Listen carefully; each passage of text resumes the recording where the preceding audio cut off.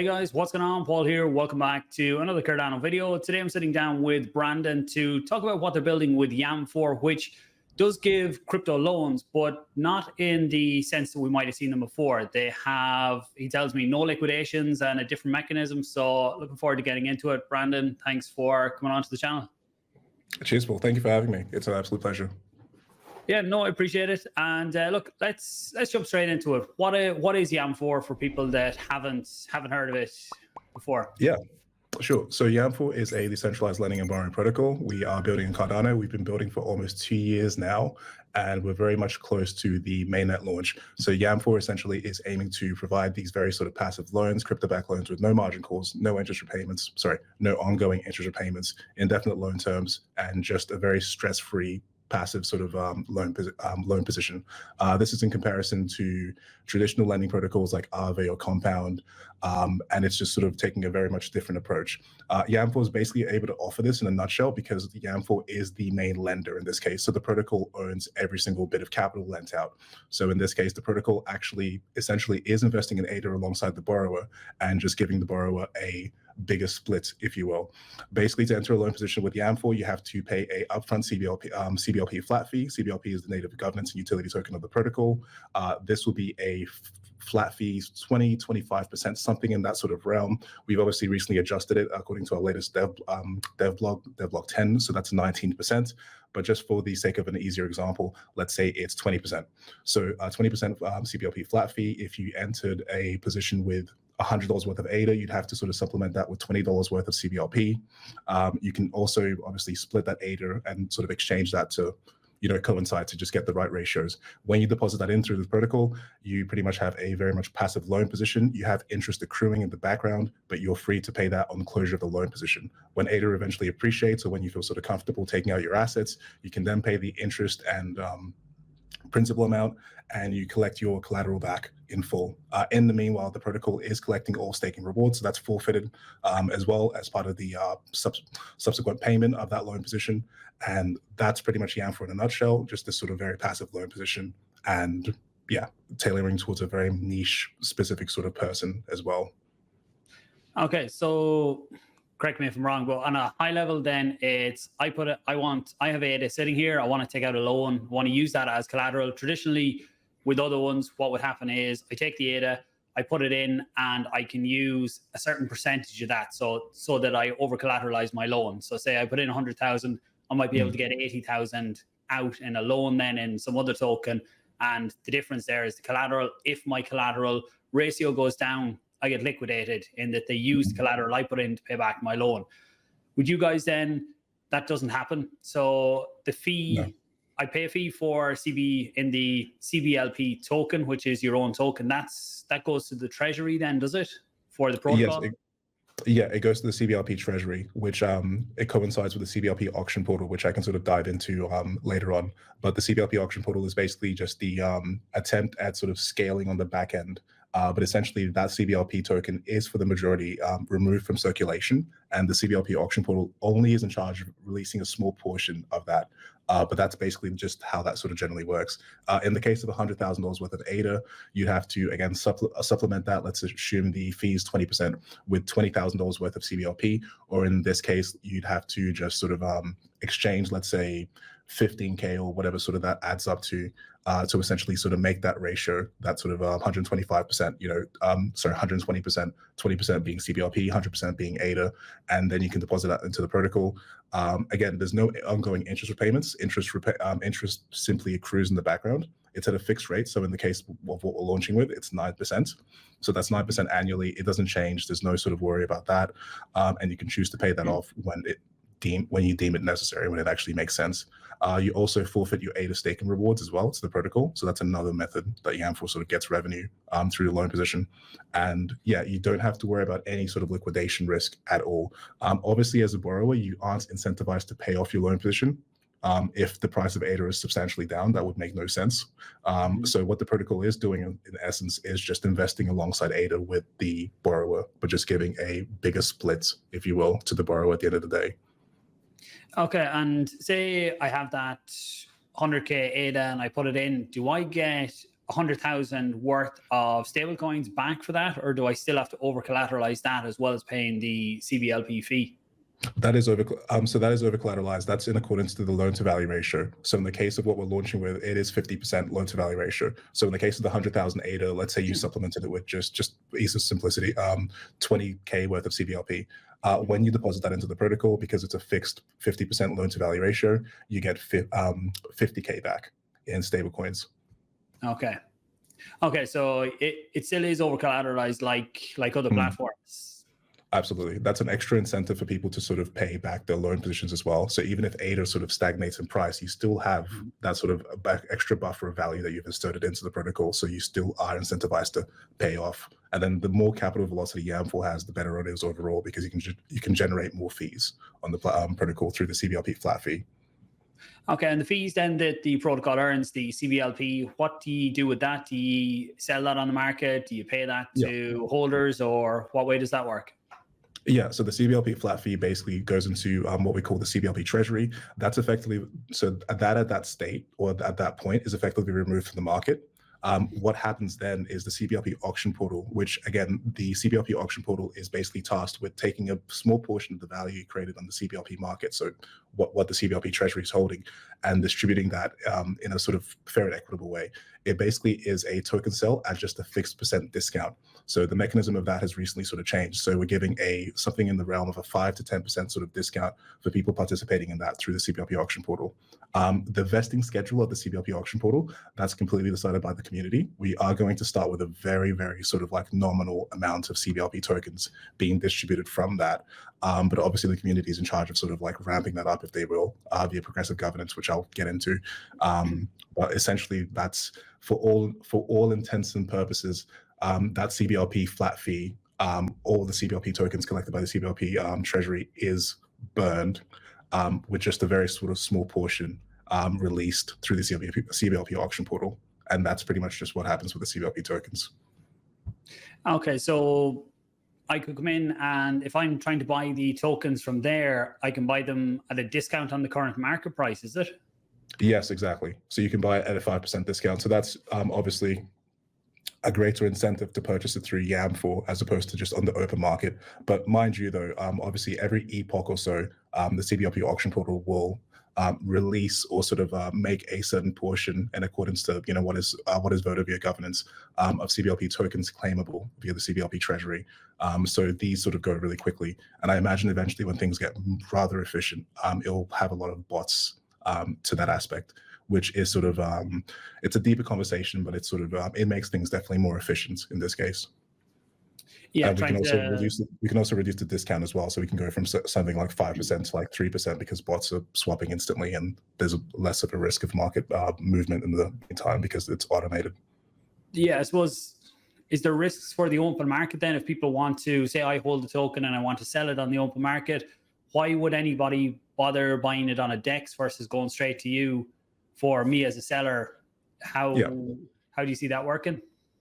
Yeah, that's a good question. So essentially, they wouldn't actually have a chance. So because the amount that's actually been released through the CBLP auction portal is so minute, and you're also competing with just a plethora of bots, that it's just not really practical to actually get a large amount of CBLP tokens purchased through the CBLP auction portal. It's only occurring once every epoch, and essentially within a minute or two, it's probably going to be sold out just with how rapid things are. And again, it's not a very large amount. It's going to be especially at the start, it's going to be a very nominal amount. And chances are the community is going to want to keep that or even reverse that to actually make it a smaller amount.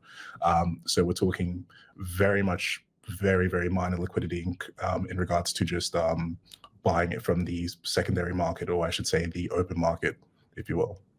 Okay, and then so the funds that the protocol earns from that, will you be selling that in ADA or in stablecoins? Do you sell that CBLP for? And where does them fee, or where does that generated funds go then? So the generated funds from the CBLP auction portal, all the revenue goes to the stablecoin treasury. So that's actually being available for people to borrow from. So that's just sort of like a reinvestment into the protocol itself for the long term. So we don't touch that. That's completely within Yamfore, within the smart contract itself. It just goes to the stablecoin treasury of the protocol, and that's just further lent out to borrowers, and that's it. Okay, so the cycle is trying to bring in more funds. The more in the treasury, the more loans you can give out, the more fees you take in, which can be sold to bring more stables into the protocol, I suppose. Yeah. It does as well, just to note, it does stop short-term sort of like appreciation, because obviously like you're getting, let's say it's in the case of 25% CBLP flat fee and 50% loan to value ratio, that's 50% ROI, which is fantastic, which is, it's great on most of the things in the world that don't have a 50%, let's just assuming the market's fine with that, right? But you are obviously taking value from that. You're taking, let's say, 100 from the CBLP market, and then you're sort of putting it in the CBLP auction portal, which obviously that's converted, that's in the stablecoin treasury now, that's lent out. You get a 50% return on investment for the CBLP market. So obviously you've cut that in half. But this is a very long-term sort of, this isn't just a one-to-one conversion exchange. It's more of just like a long-term initiative in the future, where eventually you will sort of get that initial value that you sort of you borrowed from the CBLP market, and then some more because of just like the compounding state of that. If that makes sense, I don't know if I explained that properly. Yeah, I think so. The way I look at it is it doesn't. Oh, go ahead. No, sorry, go on. I'll let you finish. No, I was just gonna say it's not a unfortunately not like a one-to-one like convert. Yeah, so that's why it's only a minor aspect of a minor portion. So the goal of Yamfore is still to just massively remove circulating CBLP from the market. It's just a small portion of that is just reinvested to grow the stablecoin treasury on the side. Okay, and is that permanently taken out of circulation then? That's CBLP, is that burned? Or I know in Cardano you can't talk about burning tokens at time, but is that essentially what happens, or can they come back in at some point? No, it's burned. So it's sorry, not burned. It's removed from circulation. You're going to be kicked out of the Cardano community now. Yeah, I know. Oh, yes. It's removed from circulation and stored in the CBLP treasury, and the community dictates just how much vesting occurs from the CBLP treasury via the CBLP auction portal. So the CBLP auction portal is the only mechanism in the protocol that actually has access to the CBLP treasury. So effectively, if let's say the community voted for a 0 sort of emission rate, then by all intents and purposes, the CBLP tokens are burned from the market. Yeah. Sorry about that's an iOS thing. So I'm on a MacBook. If you do this, if you give it thumbs up, it does these weird things. Okay. Yeah, I'm on Windows here. I'm not an Apple person. Yeah, that's just on lost my train of thought there. Where was I? Oh yeah, so on the stablecoins that are in the pool then for people to lend out, where do they all come from? So some of them will come from when you're selling off the small amount of CBLP, and if people buy them for stablecoins. But where does the majority of the pool come from, especially initially? How would it be bootstrapped? Absolutely. So that's occurring through our FTO, so our fair token offering, and this is where we distribute the majority of CBLP tokens. So there's about, if you check out tokenomics, the CBLP tokenomics, there's about 50% of CBLP that's meant to be distributed through the FTO. So that's about 500 million CBLP tokens.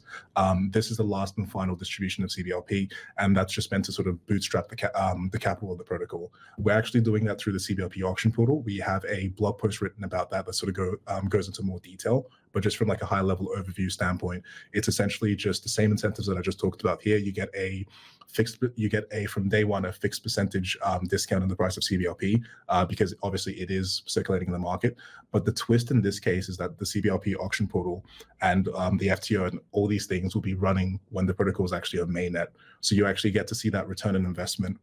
So as someone's depositing, or as anyone's depositing through the FTO and the revenue is being raised through there, that revenue is then instantly being utilized by the protocol and being lent out. And obviously people want to, if we've gotten the base right, which is something I talked about here it is again. If we've gotten the base lending ratio right, people will be quite incentivized to actually take out these loan positions, which on the back end causes growth in demand for the CBLP tokens. So with what we're launching with at the moment, which is a 19% CBLP flat fee, 9% interest rate, and 50% loan to value ratio, that's something in the realm of 40% return on investment for the protocol. So if, for example, let's say from day one, the FTO raised $1 million ADA or something of that amount, then 400K of again, this is assuming no one sells or no one takes advantage of the arbitration opportunity. Then that's about 400K worth of selling pressure, of direct selling pressure on the secondary market or the open market for CBLP tokens, just from people trying to purchase CBLP to open up a loan position and borrow and sort of take advantage of that passive loan position through Yamfore.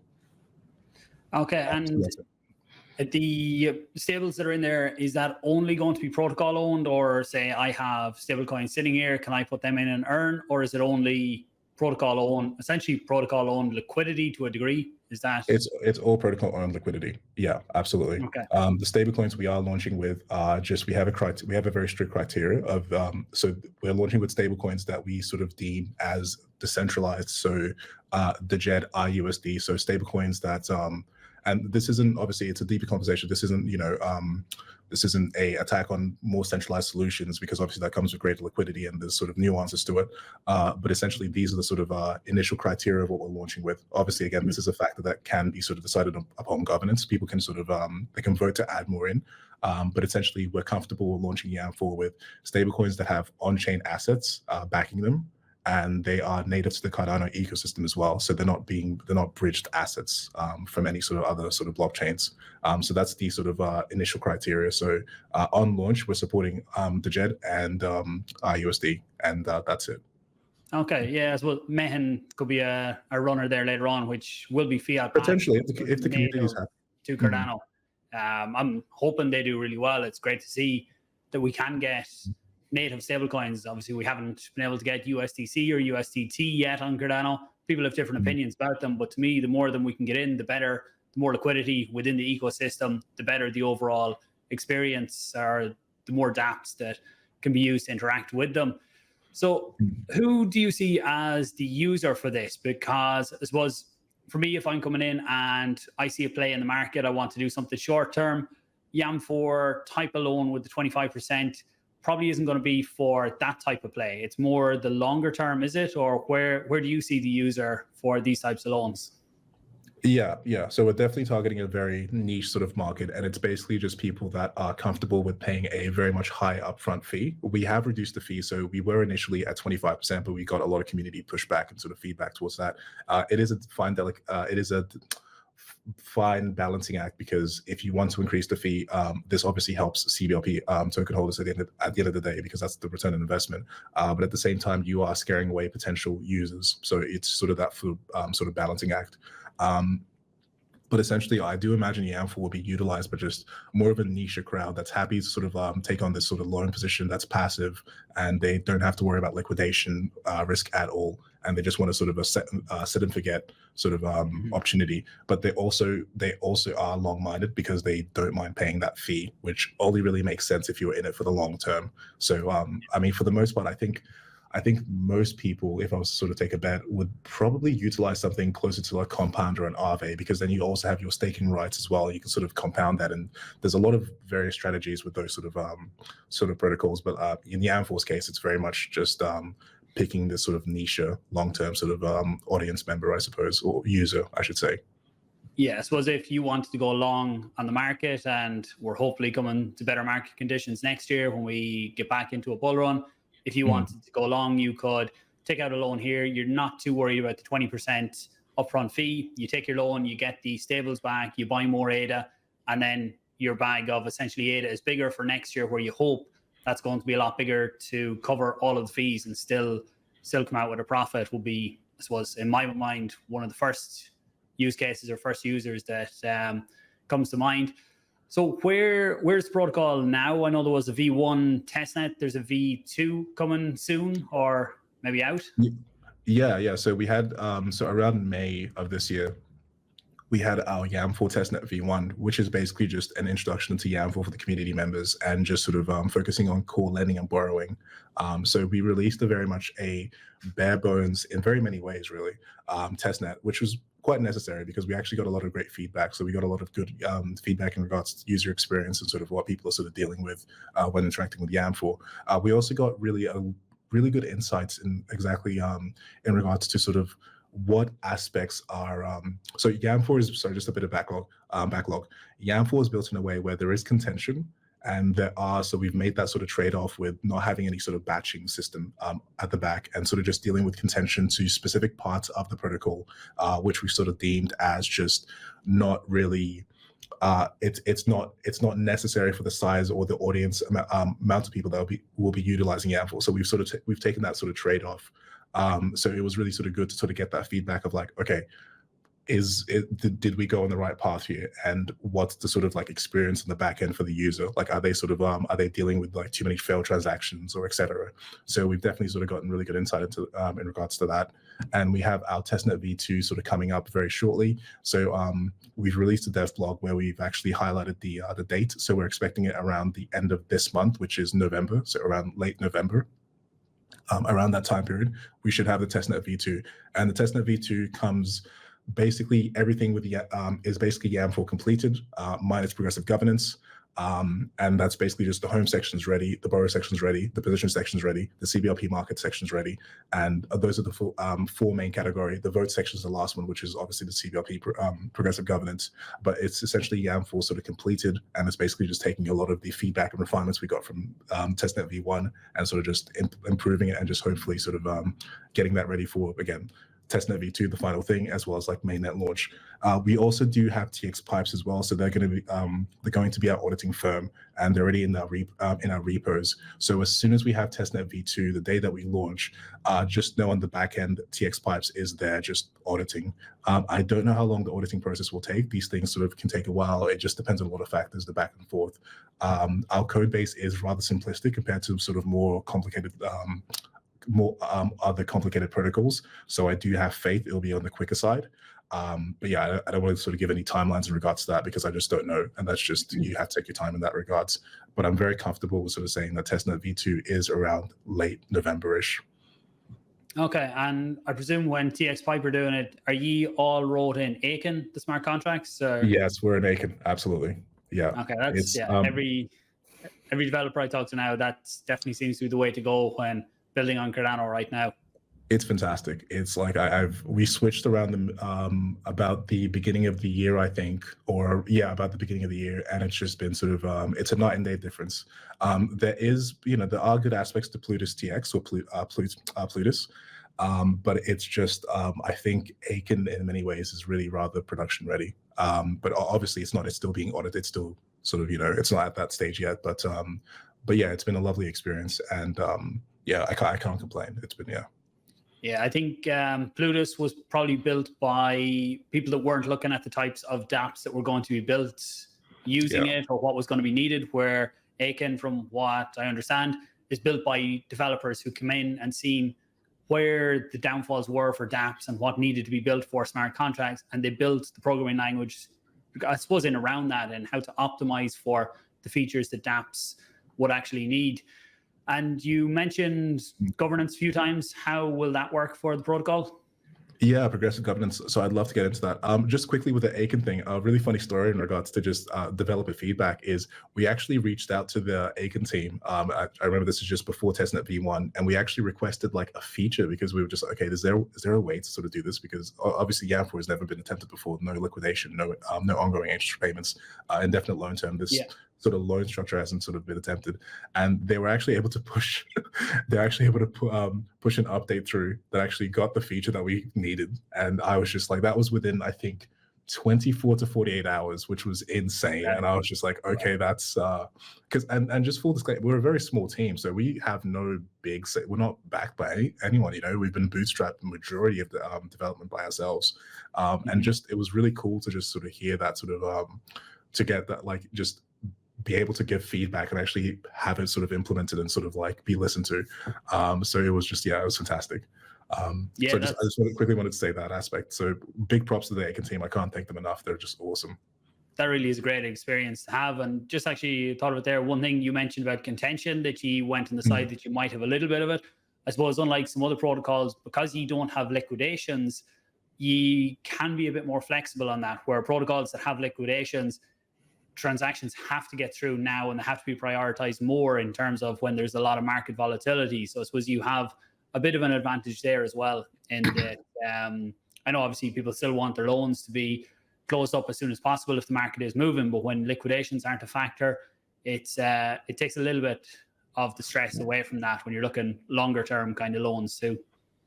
Yeah. Well, contention in Yamfore's case actually comes when you're opening up a loan position. So every single loan position in Yamfore is actually treated as its own individual UTXO position. So if you wanted to pay off a loan position, you actually have there's no contention in that regards. It's like it's your own individual loan position.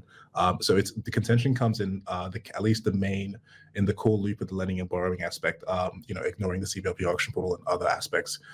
It comes when you're actually trying to spend the treasuries, the stablecoin treasury script. So that's why we've also put like a minimum amount as well. So you can't just like UTXO spam. It's something along the lines of 500 USD is the minimum amount to actually borrow. But that's just sort of like where the contention sort of comes from when you're actually trying to initially borrow from the protocol. Okay. Once you've actually paying back is fine. There's no paying back is no contention. Yeah, absolutely. Okay. There's no contention. That's good. So governance, and what are you doing for that, or how is it going to work? Because there's from talking there's a few different aspects that it will be important for the community to get involved in on the fees side and on the treasury too. Yeah, absolutely. So with governance, we've chosen what we've called or what we've coined progressive governance. So progressive governance is basically just you have a set list of these sort of lending parameters of the protocol. So you have the CBLP flat fee, the interest repayment, the yearly interest fee. You have the loan to value ratio, et cetera. You have all these sort of like, fixed sort of persistent lending parameters of the protocol.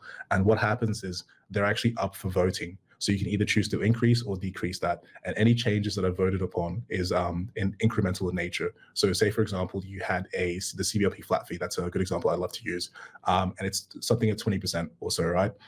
With progressive governance, you have almost this sort of tug of war situation where, let's say you need a quorum of 500 CBLP tokens to actually vote on this, to actually go through, like in either direction, whether it's like reducing it or actually increasing it. So you're at this sort of CBLP flat fee, it's 20%.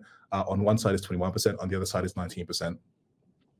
And you need a quorum of 500 CBLP tokens voted positive in either direction. So someone sort of comes in, they want to increase the fee, so they chuck in they throw in, I should say deposit 100 CBLP tokens. Another sort of person comes in and they're not really quite a fan of that.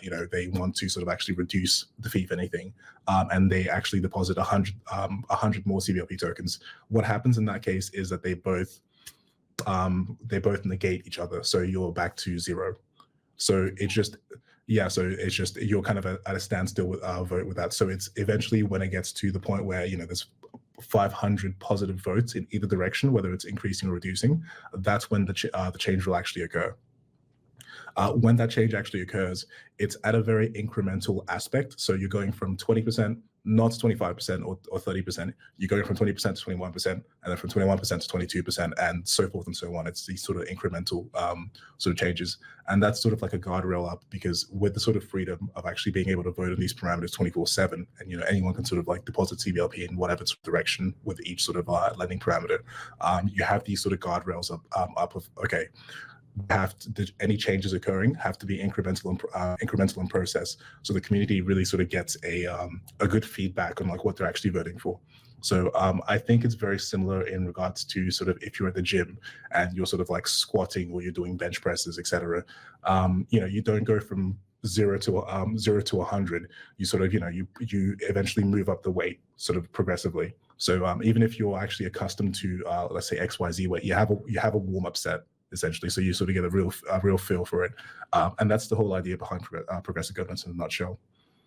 Okay, and actually, just something to get into mind there on the interest rates that are charged. If the governance decides to change them, does that affect loans that are already out, or the percentage locked in when I take the loan? Yeah, I'm glad you asked this. It doesn't affect the loans already taken. It just affects. It doesn't affect pre-existing loans. It only affects the loans that are actually about to be taken out. So this is the same for the loan to value ratio and the CBLP flat fee. Obviously, the CBLP flat fee is just a one-time payment thing. So any sort of these sort of governance changes that are occurring, and you already have a loan position, you are mute. You're fine. There's no effect on you. Okay, yeah, that's good. I suppose, as we said, it's people that are looking long term. So a lot of people Exactly, like that will have passive worked out fixed. all of the calculations and have worked out what their risk levels are. I suppose there's one. The only one that you might mind is the collateral ratio, and that you could have the option to take back some of your tokens if collateral was okay, or if your collateral percentage was a lot higher. Is there options like that, or does it always say what you put in? You only close it out at the very end? Yeah, that's a good question. So we've actually gotten this question a lot, of just like, why can't I sort of like, take out a bit of my collateral if the price of ADA has gone up substantially? And the answer to that is just essentially that would actually cause a capital stagnation, because you wouldn't have any, there would be no sort of incentive for you to actually pay back the full extent of what you've owed. So for you to actually touch your capital at all, and this is actually part of the reason that we actually changed the model from the staking rewards were given to the person. Now they're at the borrow. Now they're given to the protocol itself. So essentially, if you're able to sort of like access any sort of value from your assets collateral that you've locked in, you have substantially less incentives to actually pay back what you've owed to the protocol. So in this case, it's sort of this, you're up substantially on ADA or just a moderate amount or whatever it is. You need to pay back the full extent of what you owe, principal and any sort of accrued interest, to actually gain access to that capital. So that's kind of, so that's what we've sort of gone for, and that's the reasoning behind why. Okay, and when it comes time to pay back pay back my loan, is there a way that I can liquidate within the platform that essentially it uses the ADA that's in there to pay back the loan and gives me back the difference, or do I have to put back in what I loaned out plus the interest to get back my ADA then? Yeah, secondary option. So we're potentially considering that for Yamfore v2, but for now you have to pay back the owed principal amount and interest amount, and that has to be sort of coming from your own pocket, if you will. It's more capital intensive, Yeah. But of course you are getting collateral that is worth more than the value that you're putting in. So that's what that would make sense for people in that situation. But I know what you mean. It would be very nice if you could just sort of convert through. But just for the sake of simplicity and sort of developer ease at the moment, for V1, it's basically just you're paying just the principal and interest back. Yeah, I think from the protocol standpoint, it's a lot cleaner when you don't get into, I suppose, messing around like that, because even exchanging rates, you never know what you're going to get back when you're selling one token to the other. Yeah, we had a previous implementation in regards to that, and it just sort of got a bit hairy in regards to, because you'd have to swap, and you'd have there's this other component as well that's sort of like this. There's the ADA exchange pool. So the ADA exchange pool in the protocol actually swaps the staking rewards that the protocol earns from all the deposited ADA collateral in the protocol for a very much a fixed discount fee.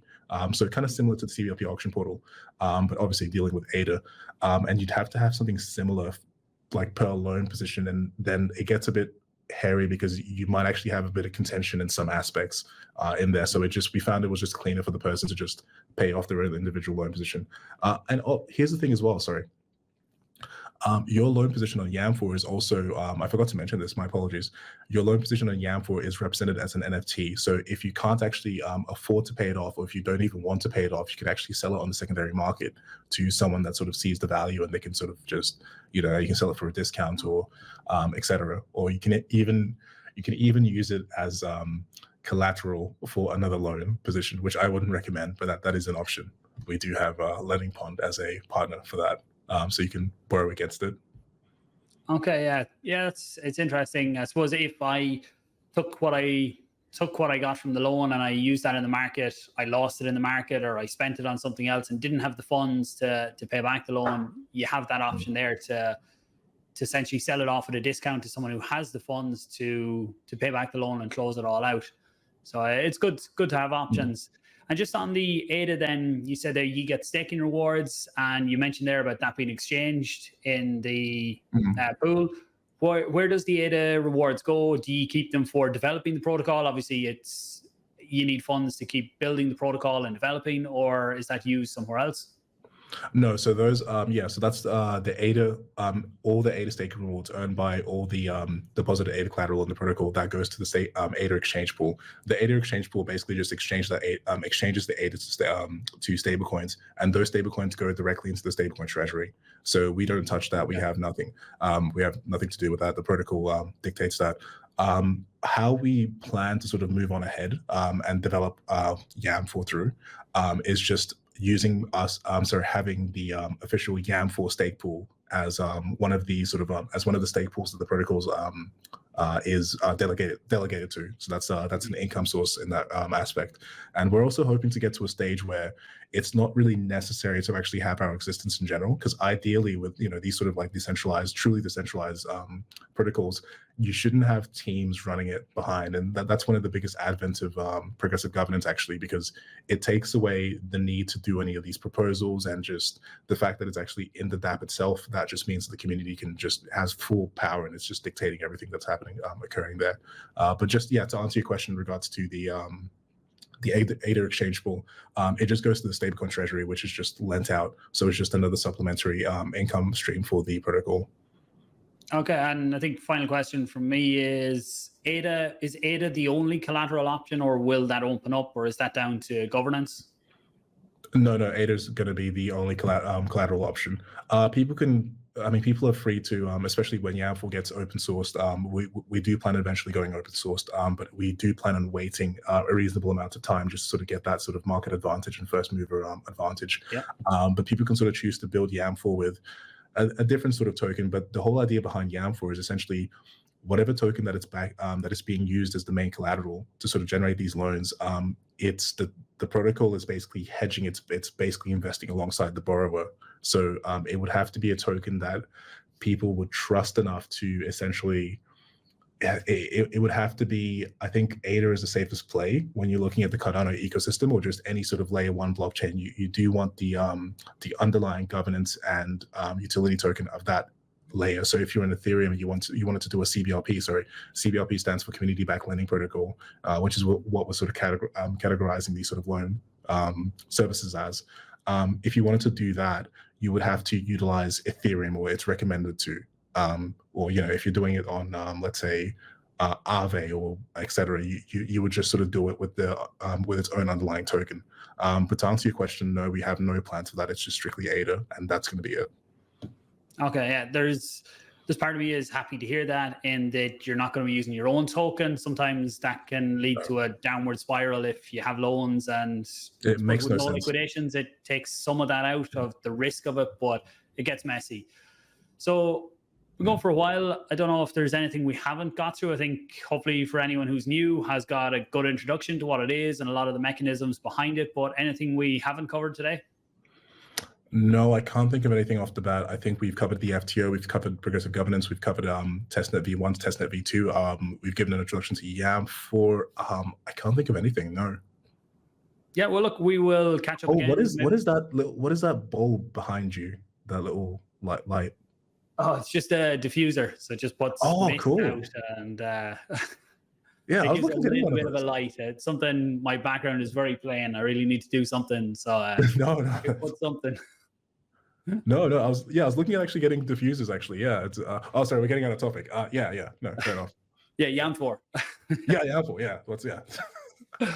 All right. Well, look, we will catch up close to maybe in around when launch is, and I can do some demo videos to show how it all works for everyone who's interested in getting involved. And Brandon, thanks for your time. I appreciate it. Anyone watching, please do share it out. Let people know what's going on here, the possibilities that are here for people who want them, I would say, longer-term loans with no liquidation risk, and just in general, what's going on with Cardano. Brandon, thanks again, and we'll talk soon.